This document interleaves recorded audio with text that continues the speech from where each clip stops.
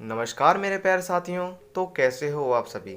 उम्मीद करता हूँ कि आप सभी लोग स्वस्थ व अच्छे होंगे। तो प्यारे साथियों, जैसा कि आप सभी को पता है कि आपका जवाहर नवोदय विद्यालय कक्षा 6 2022 का रिजल्ट जो है जारी हो चुका है। और अभी काफ़ी बच्चे जो हैं इसमें फेल हो गए हैं और काफ़ी बच्चों जो है सिलेक्ट हो गए हैं। और यदि आपने अभी तक अपना रिजल्ट नहीं देखा तो डिस्क्रिप्शन में एक लिंक है, उस पर जाकर आप देख लीजिए, तो आपका रिजल्ट आपको पता चल जाएगा। और कमेंट करना मत भूलेगा। देखिए प्यारे साथियों, सबसे पहले आपको बताना चाहता हूँ कि जवाहर नवोदय विद्यालय कक्षा 6 की परीक्षा में काफ़ी लोग जो है परीक्षा देते हैं। और उसमें से किसी एक डिस्ट्रिक्ट में 80 बच्चों का ही सिलेक्शन होता है, क्योंकि नवोदय विद्यालय क्लास 6 में कितनी सीट दी जाती हैं, 80 सीट दी जाती हैं। 80 सीट उसमें काफ़ी दी जाती हैं, मतलब कि 80 बच्चे सिलेक्ट किए जाते हैं ज़्यादा से ज़्यादा। तो प्यारे साथियों, अब आप लोग सोच रहे होंगे कि जिन बच्चों का सिलेक्शन नहीं हुआ है, अब वो क्या फेल हो गया अच्छी तरीके से, अब उनका क्या होगा, आगे क्या प्रोसेस होगा, क्या वो अब दूसरा एग्ज़ाम दे सकते हैं या नहीं दे सकते हैं। देखिए प्यारे साथियों, सबसे पहले आपको बताना चाहता हूँ कि नवोदय विद्यालय कक्षा 6 का जो रिज़ल्ट है उसकी एक ही लिस्ट आती है। जी हाँ दोस्तों, बिल्कुल सही सुना कि उसकी पहले ही लिस्ट आती है।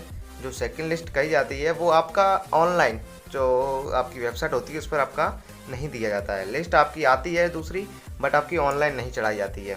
वो आपकी ऑफलाइन जो आपका एनवीएस जो नवोदय विद्यालय जो आपका डिस्ट्रिक्ट है, जो डिस्ट्रिक्ट में नवोदय विद्यालय होता है उसमें वो जो है पीडीएफ के फॉर्म में या फिर आपको ऑफलाइन के फॉर्म में उनको लिस्ट मिल जाती है। तो अब मैं आपको बताना चाहता हूँ कि लिस्ट आखिरकार बनती कैसी है, क्या है वो सेकंड लिस्ट। देखिए, जैसे आपको पता है कि आपके साथ जो है 80 बच्चों का सिलेक्शन हुआ है, आपका नहीं हुआ है तो कोई बात नहीं। तो 80 बच्चों का सिलेक्शन हुआ है आपके डिस्ट्रिक्ट में, ठीक है। तो उन बच्चों में से कुछ ऐसे बच्चे होते हैं, एक दो बच्चे होते हैं जो अपना जो है सिलेक्शन होने के बाद भी एडमिशन नहीं करवाते हैं, ठीक है। तो कुछ बच्चे ऐसे होते हैं जिनका सिलेक्शन हो जाता है लेकिन तब भी वो अपना एडमिशन नहीं करवाते हैं। और ऐसे बच्चे भी होते हैं जो अपना एडमिशन करवा लेते हैं, फिर वो 4-5 या फिर 3-4 महीने रहते हैं, फिर उसके बाद वो अपना नाम कटवा लेते हैं। उन्हें कोई अच्छा नहीं लगता होगा वहाँ पर, इसलिए वो अपना नाम कटवा लेते हैं। कोई भी कारण हो सकता है। अब यदि मान लेते हैं कि दो बच्चों ने जब एडमिशन उनका सिलेक्शन हो गया था तो उन्होंने एडमिशन नहीं करवाया, और एक दो बच्चों ने जो है जैसे कि एडमिशन हो गया और 2-3 महीने भी गुजर गए, एडमिशन के बाद जो रिजल्ट है आपका एडमिशन भी हो गया, 2-3 महीने गुजर गए, तो उन्होंने अपना जो है उसमें एडमिशन कटवा लिया, ठीक है, अपना नाम जो है स्कूल से कटवा लिया। तो जो 4 बच्चों की जो सीट अब बची है, अब 76 बच्चे बचे हैं टोटल क्लास 6 में सिलेक्टेड। अब 4 बच्चे जो हैं वो चले गए अपने अपने घर, अब वो उन्होंने एडमिशन कटवा लिया है। अब जो 4 बच्चे होंगे, अब उन्हें ऐसे बच्चों को देखा जाता है कि नवोदय विद्यालय जो आपका डिस्ट्रिक्ट वाला होता है उनके पास एक लिस्ट आती है, पूरी लिस्ट होती है उनके पास, फेल बच्चों की भी लिस्ट होती है। अब उनमें देखा जाता है कि कौन सा बच्चा रह गया जो 1-2 नंबर से रह गया है, ऐसा कोई छात्र है जो 1-2 नंबर से रह गया हो। तो ऐसे बच्चों को है उन 4 सीटें, जैसे एक बच्चे के अगर मेरिट आपकी अगर 85 नंबर पे गई है और किसी एक बच्चे की 84 नंबर हैं, उसका सिलेक्शन नहीं हो पाया है और सीट 1-2-3 खाली, जैसे 4 सीट खाली हो गई हैं, तो 84 वाले हैं तो उनको आप सिलेक्ट कर लिया जाएगा। अब 84 वालों में भी आपका एससी और एसटी, ओबीसी और जनरल के वैसे कम चांस रहते हैं, आपका ओबीसी और एससी एसटी वाले ज़्यादातर आपके जो हैं चुने जाते हैं। तो इन बच्चों को जो है चुन लिया जाता है और वो ही होती है सेकंड लिस्ट, उसी कहते हैं वेटिंग लिस्ट, ठीक है। तो जो आपका जो लिस्ट होती है ये आपको जो है वेबसाइट पर नहीं मिलती, ऑनलाइन नहीं मिलती।